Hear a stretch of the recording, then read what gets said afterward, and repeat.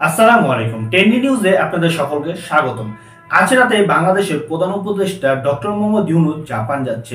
এই জাপান যাওয়ার পেছনে ৭টি কারণ রয়েছে। হ্যাঁ, এই ৭টির ভিতরে দুটি চুক্তি খুবই ইম্পর্টেন্ট। প্রথমটি হচ্ছে ঢাকা এবং টোকিওর ভিতরে একটি বন্ধুত্ব সম্পর্ক স্থাপন করা, যাতে ঢাকার মানুষ বা বাংলাদেশের মানুষ জাপান দিয়ে খুব ইজিলি এবং খুব সহজভাবে চাকরি করতে পারে এবং পড়াশোনা করতে পারে।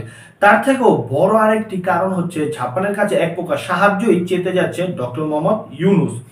ভারপ্রাপ্ত মহাসচিব নুরুল আলম সিদ্দিকী জানিয়েছেন জাপানের কাছে $1 মিলিয়ন সাহায্য চেতে যাচ্ছে এই ডক্টর মোহাম্মদ ইউনূস। এখন কথা হচ্ছে $1 মিলিয়ন ডক্টর মোহাম্মদ ইউনূসকে সাহায্য দিল বা বাংলাদেশকে সাহায্য দিল জাপান।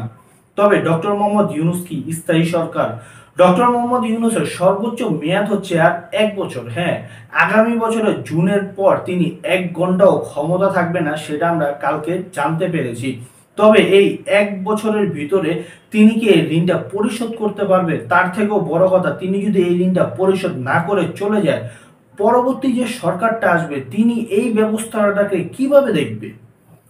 তিনি কি এই ঋণটাকে পরিশোধ করতে পারবে? আর ডক্টর মোহাম্মদ ইউনূস এই সাহায্যগুলো এনে কি কি পদক্ষেপ নিতে পারে এবং কি কি সংস্কারের কাজে ব্যবহার করবে, সেটাও কিন্তু একটা প্রশ্ন।